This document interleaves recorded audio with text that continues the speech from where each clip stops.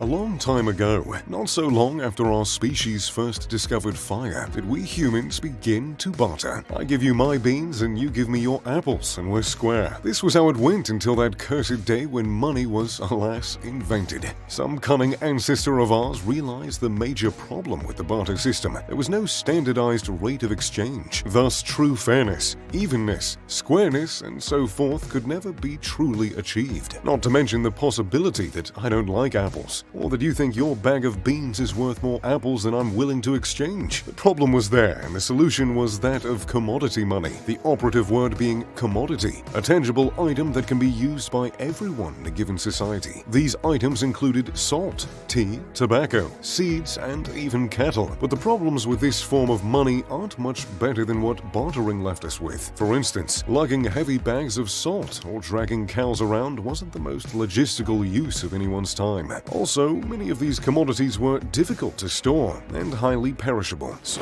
around 5000 BC, metal objects were introduced as money. By 700 BC, the Lydians became the first in the Western world to make coins. Metal was used because it was readily available, easy to work with, and it could be recycled. Soon, countries began minting their own series of coins with specific values, and since coins were given a designated value, it became easier to compare the cost of items people wanted. Some of the earliest known paper money dates back to China, where the issuing of paper money became common from about 960 AD. After that brief history lesson, we are left with the paper money that we know and love today. This paper is essentially worthless, intrinsically. What gives it its value is what it represents. The government the paper money is created by gives it its value. Originally, this value assigned to the paper money was a promise by the government that a bank would exchange the paper for a certain amount of silver or gold. That is why the British pound is called just that. It was a representation of a pound of a precious metal. But in the paper money's evolution, it has now just become fiat money, a Latin word meaning let it be done. Fiat money is more than just a representation, as it is now a legal tender. The implication being it is now illegal to refuse the legal tender as valid payment. So, in the long-running history of money, we are perhaps at the zenith of the era of paper cash. Digital currency seems to be suiting up to surpass paper money with the growing popularity in cryptocurrencies like Bitcoin. But when it comes to the highest valued paper currency in the world,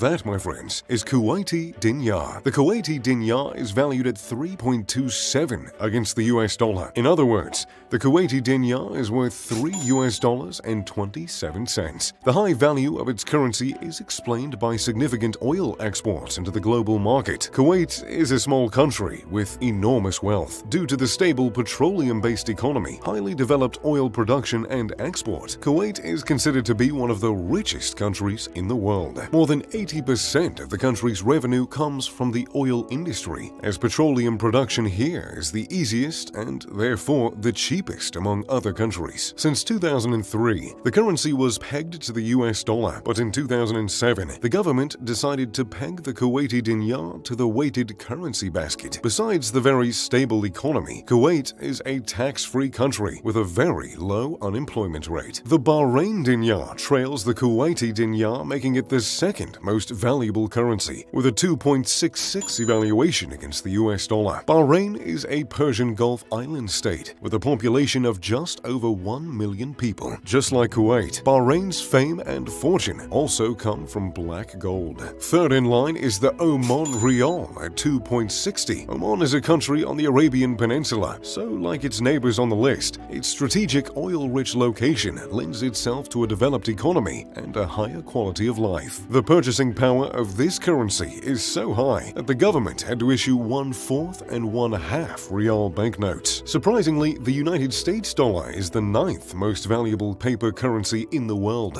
But thanks to the United States' global economic prowess, the US dollar is the world reserve currency, which is why every currency is weighed against the US dollar. This also means that the United States dollar can be used in any sovereign nation. This is an important feature of USD when deciding the world's most valuable currency, considering the fact that your Kuwaiti dinar is effectively worthless if you're in a country that won't let you spend it, which highlights an integral aspect of fiat money or representative money. People, as a whole, have to be in agreement on the assigned value of the paper money, and in my my opinion, it's a rather spooky notion that the fabric of society hinges on everyone agreeing on a worthless object's assigned value. And while each of these currencies' value is rooted in the economic status of the country the money comes from, their value can still seem so arbitrary. But I guess that's the game you play when dealing with the fragility of social contracts. I'm sure it'll be okay. Now that we've looked at the past and seen what's happening in the present, let's take a look to the future. Cryptocurrency for a few years now has been a growingly hotter topic. The most popular of the cryptocurrencies is Bitcoin. Released as an open source software in 2009, Bitcoin was invented by an anonymous person or group of persons going by the name Satoshi Nakamoto. Bitcoins are digital assets that serve as the reward for a process known as mining and can be exchanged for other currencies, products, and services. They employ robust, over-my-head cryptography to secure financial transactions, control the creation of additional units, and verify the transfer of assets as well.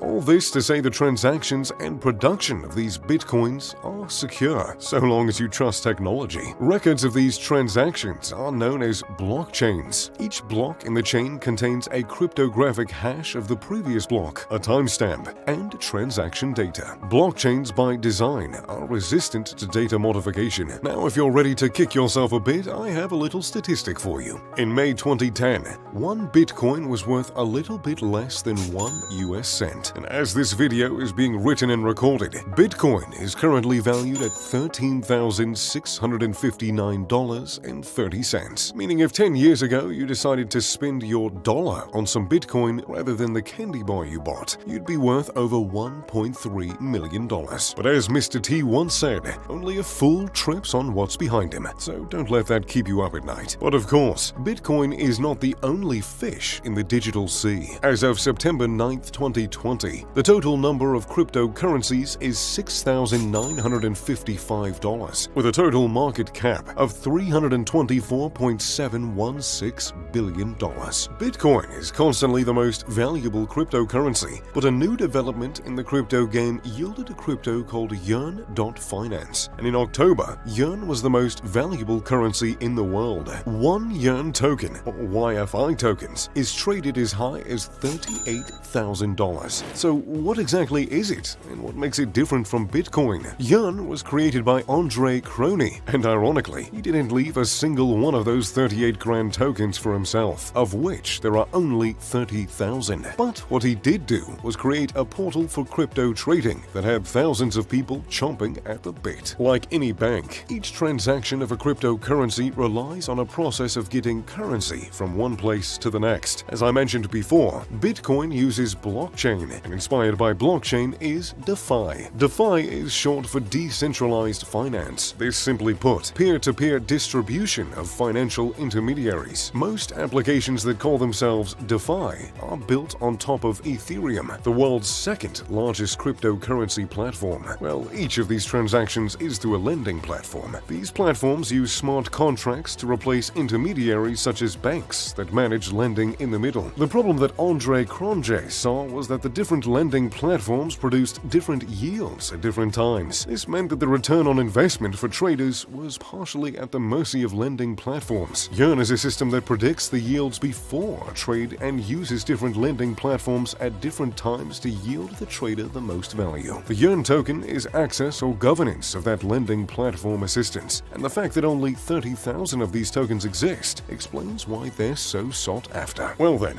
I do believe we came a long way from trading beans for apples. If all that seemed a bit complicated, that's because the minds behind cryptocurrencies are a tad bit smarter than mine. Anyway, I hope you enjoyed today's video. What about you guys? Have you ever bought any Bitcoin? Let me know in the comments down below. As always, if you enjoyed the video, make sure to leave a like and subscribe. Oh, and maybe turn on post notifications. Now, if you don't mind me, I need to go search for my old USB somewhere. Pip pip, de doodly doo.